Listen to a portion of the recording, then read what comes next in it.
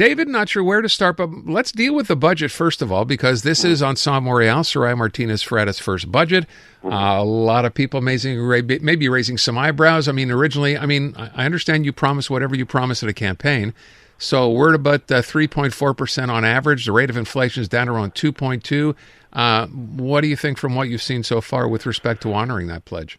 Well, it's not the best of starts, I would say, and just to give a bit of a break to the new administration, the way the city is set up for budgets and the election is all screwy because you have the budgets. Normally, you have the budgets mid-December. So if you have a new administration voted in November, the budget process has already been developed for months, and in this case by the previous administration. So you have basically a few weeks, barely, right, to try to change some things, move the needle. But it's not like you can put your stamp and transform the entire administration in just a few weeks. So that being said, though, overall spending, that's the biggest news for me. How come overall spending is going up by over 5%?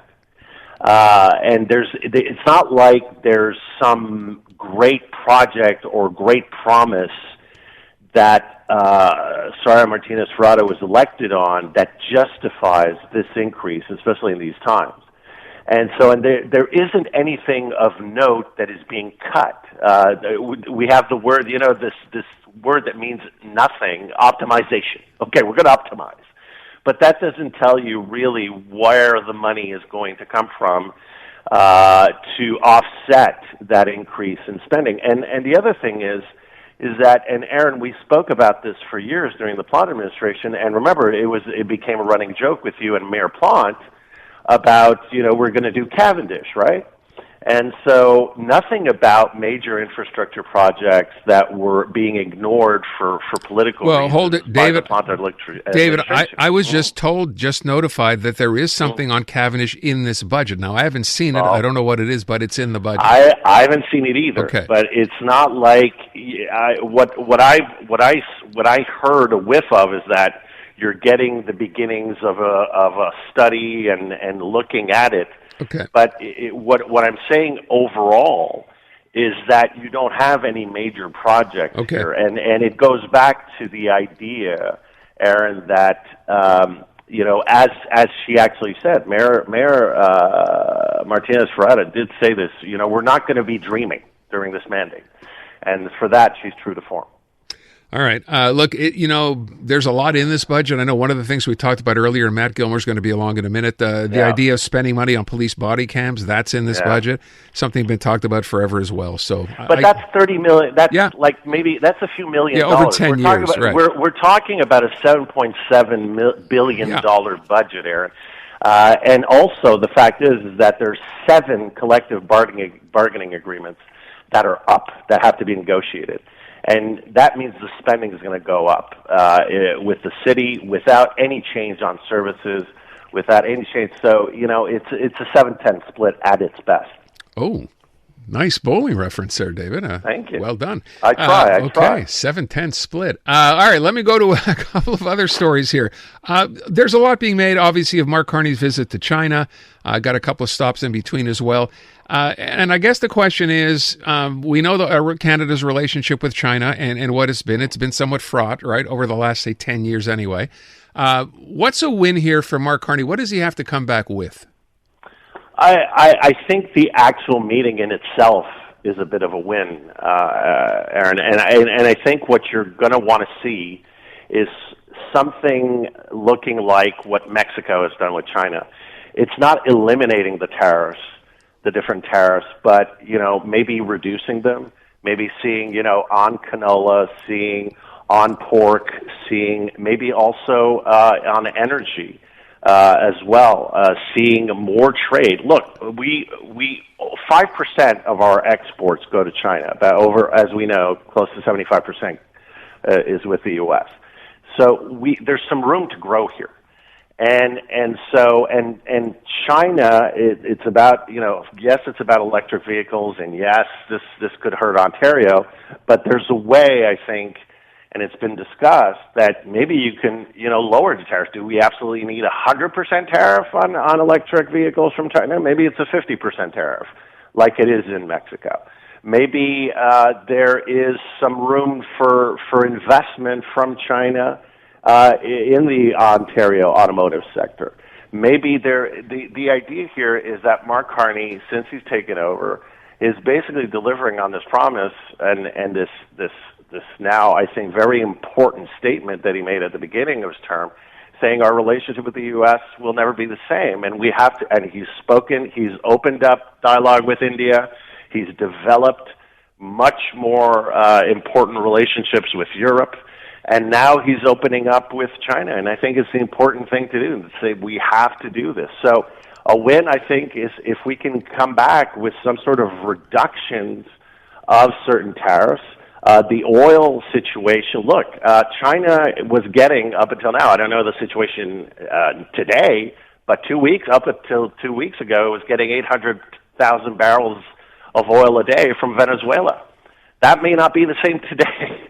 And so there's a market. I mean, China needs some energy.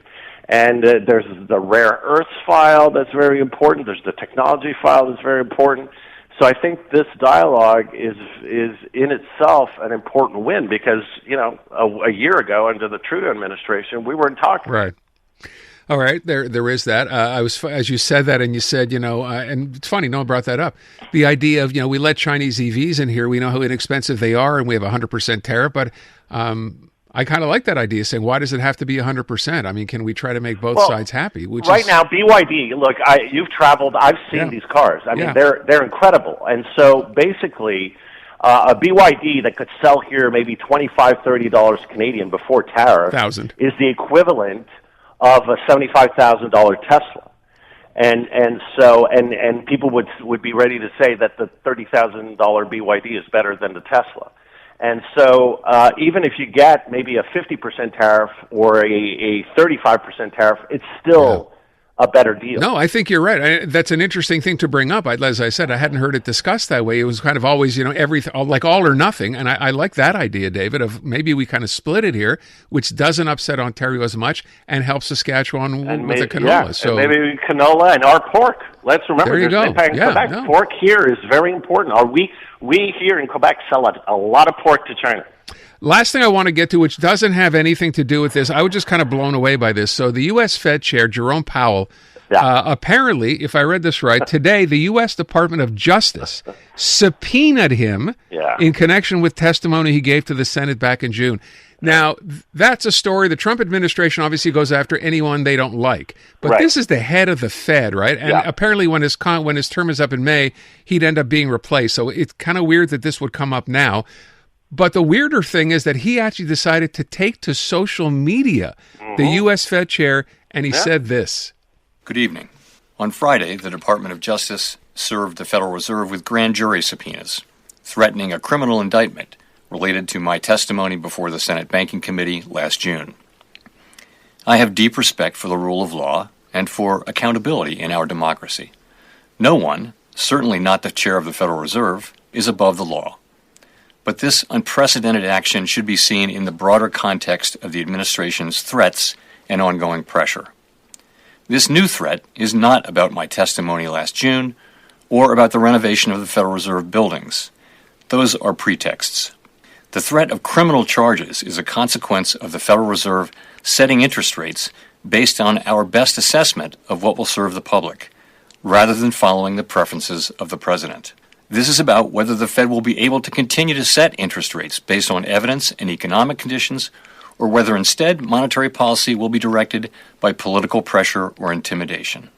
I have served at the Federal Reserve under 4 administrations, Republicans and Democrats alike. In every case, I have carried out my duties without political fear or favor, focused solely on our mandate of price stability and maximum employment. Public service sometimes requires standing firm in the face of threats.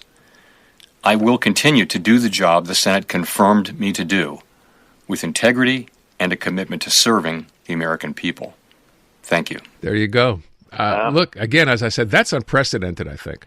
It really is. And for a president to go after a Fed chair, I mean, he already tried it against a Fed governor, Lisa Cook, try to get her out of the Fed so he could get like a majority around the table to overrule Powell.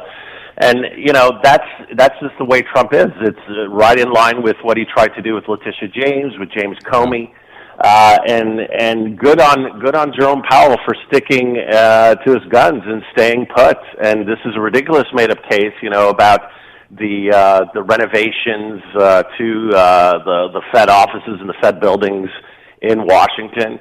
And it's baseless, just like what Trump's Justice Department tried to do against Lisa Cook, against James Comey, against Letitia James and countless others.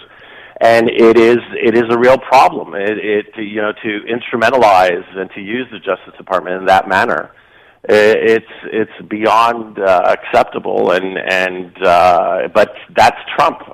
He wanted Jerome Powell to cut interest rates, and Jerome Powell didn't believe it was the time. And as he said correctly, the Fed was built and was created to be independent of political pressure, to be able to take the decisions, the best decisions for the economy, for the U.S. economy.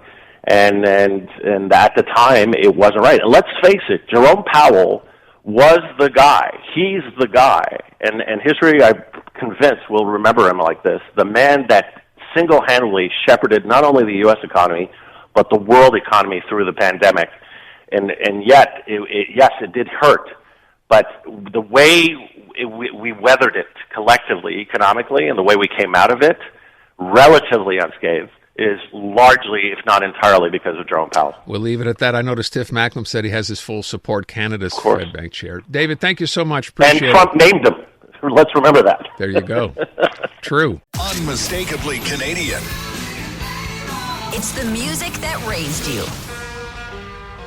The artists raising the bar. Hi, this is Bryan Adams. Hey, my name's Brett Emmons. I'm from the Glorious Sons. Hi, I'm Nelly Furtado. Made in Canada. The station that champions Canadian music. Loud, proud, and all yours. No passports required. Just press play. Tap into Made in Canada now on iHeartRadio.ca or the free iHeartRadio app.